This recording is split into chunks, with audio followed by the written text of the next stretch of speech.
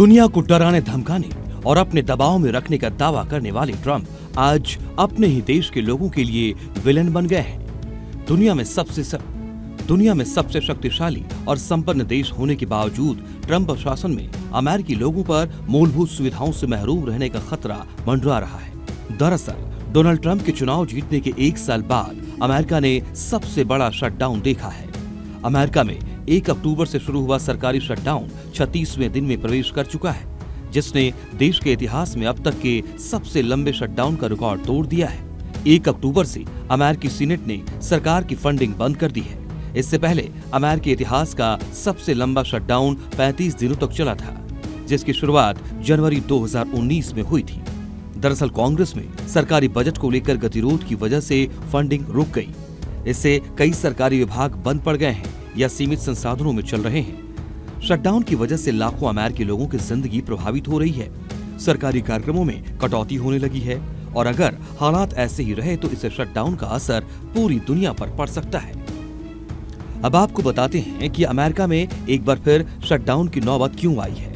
America में shutdown यानी सरकारी कामकाज के लिए सरकारी आर्थिक सहायता 1 अक्टूबर को, जब डेमोक्रेटिक पार्टी के सदस्यों ने अल्पकालिक वित्तीय सहायता के प्रस्ताव को अस्वीकार किया तो गतिरोध शुरू हुआ।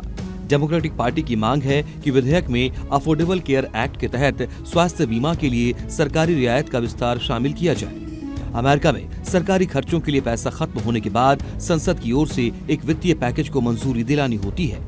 संसद की मंजूरी नहीं मिलने के बाद शटडाउन लागू किया जाता है। ताजा वोटिंग में 54 के मुकाबले 44 वोट से ट्रंप की रिपब्लिकन पार्टी का प्रस्ताव खारिज हो गया। किसी भी डेमोक्रेट सांसद ने सरकार को फंडिंग देने वाले प्रस्ताव का समर्थन नहीं किया। इसे पारित होने के लिए 60 मतों की आवश्यकता थी, लेकिन प्रस्ताव पास नहीं होने का नतीजा ये हो रहा है कि लाखों कर्मचारियों को वेतन मिलना बंद हो गया है। हजारों सरकारी दफ्तर बंद हो गए हैं। लाखों कर्मचारी बिना वेतन के काम कर रहे हैं या घर पर बैठे हैं। कई फेडरल सर्विसेज जैसे passport, tax refund, airport security और नेशनल पार्क सर्विसेज प्रभावित हैं। रिपोर्ट्स के मुताबिक अब तक अरबों डॉलर का नुकसान हो चुका है। हवाई सेवाओं पर भी बुरा असर पड़ रहा है। अमेरिका में जारी शटडाउन की वजह से देश की अर्थव्यवस्था को भारी नुकसान पहुंच रहा है। कांग्रेशनल बजट ऑफिस यानी सीबीओ के मुताबिक अब तक 11 अरब डॉलर यानी करीब 1 लाख करोड़ का नुकसान हो चुका है। अगर शटडाउन जल्द खत्म नहीं हुआ तो देश की जीडीपी में चौथी तिमाही में 1% से 2% की गिरावट आ सकती है। 42 मिलियन यानी 4.2 करोड़ अमेरिकियों की फूड स्टैम्प सहायता रुक गई है। अमेरिका के एग्रीकल्चर डिपार्टमेंट के पास इस कार्यक्रम के लिए सिर्फ 5 अरब डॉलर का रिजर्व फंड है, जबकि नवंबर में फूड स्टैम्प जारी रखने के लिए 9.2 अरब डॉलर की दरकार है। वॉशिंगटन स्थित बाईपार्टिसन पॉलिसी सेंटर के मुताबिक अब तक 6.7 लाख कर्मचारी छुट्टी पर भेजे जा चुके हैं। 7.3 लाख कर्मचारी बिना सैलरी के काम कर रहे हैं, जबकि करीब 14 लाख लोग कर्ज लेकर घर चला रहे हैं। शटडाउन के दौरान सरकार से वित्तीय सहायता नहीं मिलने से अमेरिका में हवाई यातायात बुरी तरह प्रभावित हुआ है। देश भर के कई हवाई अड्डों पर उड़ानें देर से चल रही हैं या रद्द की जा रही हैं।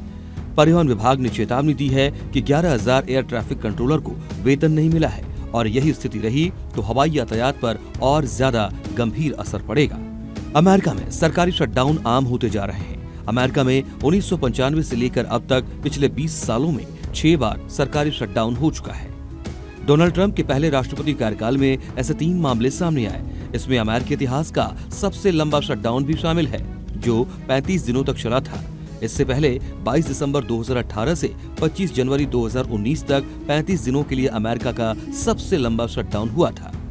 35 दिनों के अलावा भी जनवरी 2018 में 3 दिनों और फरवरी 2018 में 1 दिन के लिए शटडाउन लगा था।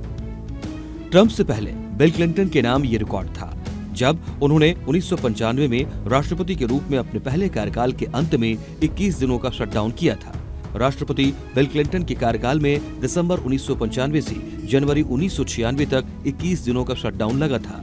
इससे पहले नवंबर 1995 को भी 5 दिनों के लिए शटडाउन हुआ था। अमेरिका में बराक ओबामा के कार्यकाल में 16 दिनों का शटडाउन हुआ था। ओबामा प्रशासन के दौरान अक्टूबर 2013 में 16 दिनों का शटडाउन हुआ था। रिपब्लिकन राष्ट्रपति डोनाल्ड रीगन ने अपने कार्यकाल के दौरान सबसे ज्यादा शटडाउन देखे थे। 1980 के दशक में उनके 2 कार्यकालों में 8 बार शटडाउन हुए थे। हालांकि ये सभी काफी कम समय के लिए थे। अभी तक स्पष्ट नहीं है कि शटडाउन कब तक चलेगा। फूड सप्लाई प्रोग्राम रुकने के बाद न्यूयॉर्क, कैलिफोर्निया और मैसाचुसेट्स समेत 25 राज्यों ने इस फैसले के खिलाफ ट्रंप प्रशासन पर मुकदमा दायर किया है। इन राज्यों का कहना है कि लाखों लोगों की फूड सप्लाई रोकना गैर कानूनी है। इस बीच राष्ट्रपति ने संकेत दिया कि प्रशासन इस समस्या को और बढ़ाने की योजना बना रहा है। अब इस समस्या के समाधान के लिए सबकी निगाहें अमेरिकी राष्ट्रपति ट्रंप और रिपब्लिकन सीनेटरों के बीच ब्रेकफास्ट पर होने वाली अगली मुलाकात पर टिकी है, जहां इस जटिल समस्या के समाधान की कोशिशों पर चर्चा होगी।